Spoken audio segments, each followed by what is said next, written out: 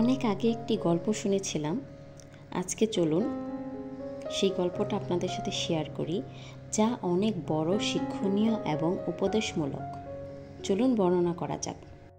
সুলতান মাহমুদ গজনবী, যিনি প্রসিদ্ধ বিজয়ী একজন বাদশাহ ছিলেন। সুলতান মাহমুদ গজনবীর একজন প্রিয় গোলাম ছিলেন, যার নাম ছিল ইয়াজ। যেহেতু এই ইয়াজ বাদশার প্রিয় পাত্র ছিল, এই জন্য তার সম্পর্কে লোকেরা একটা বলাবলি করত যে সে বাদশার প্রিয় গোলাম। এগুলো বলে তারা হাসি তামাশা করত। মাহমুদ গজনবী এই গোলামকে অন্যান্য বড় বড় ব্যক্তিদের উপর প্রাধান্য দিয়ে থাকতেন। বাস্তবতাও এমন ছিল যে সুলতান মাহমুদ বড় বড় আমির উমরাদের কথাকে এত বেশি গ্রহণ করতেন না যত গ্রহণ করতেন ইয়াজের কথা। এই জন্য লোকেরা অনেক এই নিয়ে তামাশা করত। মাহমুদ গজনবী চাইলেন যে এই আমির উমরা এবং উজিরকে দেখাবেন তোমাদের মাঝে এবং ইয়াজের মাঝে পার্থক্য কী, কারণ তিনিও জানতেন তারা ইয়াজকে নিয়ে হাসি তামাশা করে।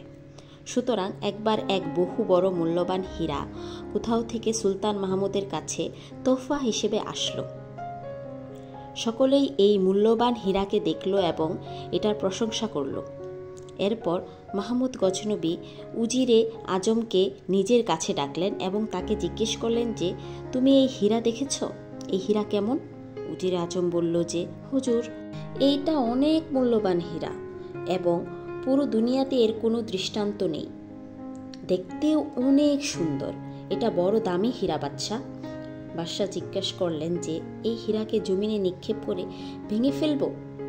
উজিরে আজম হাত জোর করে দাঁড়িয়ে গেলেন এবং বললেন, জাহাপনা, এটা অনেক মূল্যবান হীরা, আপনার কাছে এটা স্মরণীয় তোহফা, আপনি এটাকে ভেঙে ফেলবেন? আমার অনুরোধ হলো যে আপনি এটাকে ভাঙবেন না। বাদশাহ বললেন যে আচ্ছা, বসে যাও। এরপর অন্য উজিরকে ডাকলেন এবং তার কাছে বললেন যে তুমি এটাকে ভেঙে ফেলো। ওই উজিরও দাঁড়িয়ে গেল এবং বলতে লাগলো যে বাদশাহ সালামাত, এটা অনেক মূল্যবান হীরা, আমার এই দুঃসাহস নেই যে এটাকে ভেঙে ফেলব। অনুরূপভাবে তিনি আরও কয়েকজন উজির এবং উমারাদের ডাকলেন এবং তাদেরকে এই হীরা ভাঙতে বললেন, কিন্তু প্রত্যেকেই ক্ষমা চাইলেন এবং ভাঙতে অপারগতা প্রকাশ করল। তারা কেউ ভাঙতে পারবে না, কারণ হীরাটির মূল্য অনেক, হীরাটি দেখতে অনেক সুন্দর। পরিশেষে সুলতান মাহমুদ গজনবী ইয়াজকে ডাকলেন যে ইয়াজ। সে বলল, জি জাহাপনা। মাহমুদ গজনবী বললেন যে এখানে হীরা রাখা আছে, এটাকে উঠিয়ে ভেঙে ফেলো। ইয়াজ ওই হীরাকে উঠালো এবং কিছু না ভেবেই জমিনে নিক্ষেপ করে ভেঙে দিল এবং এটা চূর্ণ বিচূর্ণ হয়ে গেল। যখন বাদশাহ দেখল যে ইয়াজ ওই হীরাকে চূর্ণ বিচূর্ণ করে ফেলেছে, তখন বাদশাহ তাকে ধমক দিল যে তুমি হীরা কেন ভেঙেছ? এই বড় আমির উজিররা, তাদের কি বুঝ নেই? তারা তো হীরা ভাঙলো না, তাদেরকেও তো আমি বলেছি। তাদেরকে যখন হীরা ভাঙার জন্য বলা হয়েছে তখন তারা এই হীরা ভাঙার সাহস করেনি। এই সকল কি পাগল ছিল? তুমি উঠিয়ে ভেঙে ফেলেছ, কেন ভেঙেছ? প্রথমে তো ইয়াজ বলল যে জি জাহাপনা, ভুল হয়ে গিয়েছে। বাদশাহ জিজ্ঞেস করলেন, তুমি কেন ভাঙলে?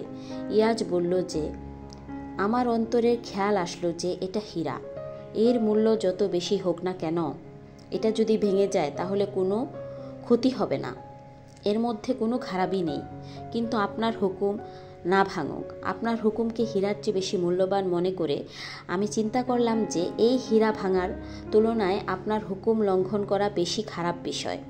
এ কারণে আমি এই হীরাকে ভেঙে ফেলেছি। এরপর মাহমুদ গজনবী ওই উজির উমারাদের সম্বোধন করে বলল যে তোমাদের মধ্যে এবং ইয়াজের মধ্যে এই পার্থক্য, তোমাদেরকে যদি কোনো কাজ করার আদেশ দেওয়া হয় তাহলে তার মধ্যে হেকমত এবং কল্যাণ তালাশ করতে থাকো, আর এই ইয়াজও তো হুকুমের গোলাম, তাকে যা বলা হয় সে সেটাই করবে, তার সামনে হেকমত এবং কল্যাণের কোনো বাস্তবতা নেই। এখান থেকে আমরা কি শিখলাম? আমরা শিখলাম সেই তো বান্দা যে হুকুম মান্য করে। সুলতান মাহমুদ গজনবীর হুকুমের কি বাস্তবতা? তার জ্ঞানও সীমিত, তার উজির এবং ইয়াজের জ্ঞানও সীমিত। বাস্তবিক পক্ষে ওই সত্তার, যিনি সমগ্র বিশ্ব সৃষ্টি করেছেন, হীরা ভেঙে যাক অন্তর ভেঙে যাক, মানুষের জাজবা ভেঙে যাক, চাই চিন্তা ভাবনা এবং খায়সাত ভেঙে যাক, কিন্তু তার হুকুম যেন না ভাঙে। এই মকাম মূলত শুধু আল্লাহ তাআলার। অতএব আল্লাহ তাআলার হুকুমের ক্ষেত্রে হেকমত ও কল্যাণ তালাশ করা নির্বুদ্ধিতা, বেওকুফি ছাড়া আর কিচ্ছু না। আর নির্বুদ্ধিতার মূল ভিত্তি হলো গুনাহ। নির্বুদ্ধিতাই গুনার মূল কারণ। যত গুনাহ করবে, বুদ্ধি বিচার বিবেচনা ততই অন্ধ হতে থাকবে।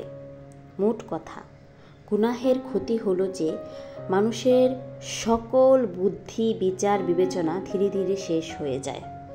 তোমরা আল্লাহ তাআলার কাছে গুনাহ থেকে তওবা করে দেখো এবং কয়েকদিনের জন্য গুনাহ থেকে বেঁচে থেকে দেখো যে ওই সময় আল্লাহ তাআলার পক্ষ থেকে কি বরকত এবং কি নূর অর্জন হয়।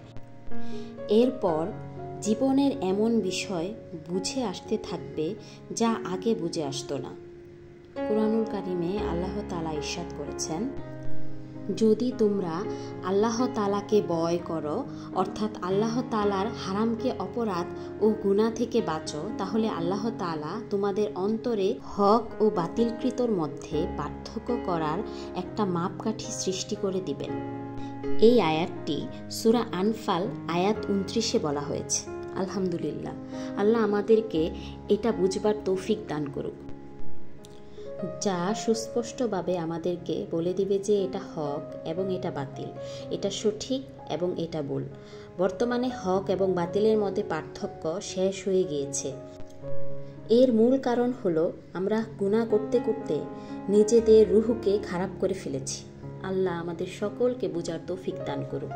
আমিন।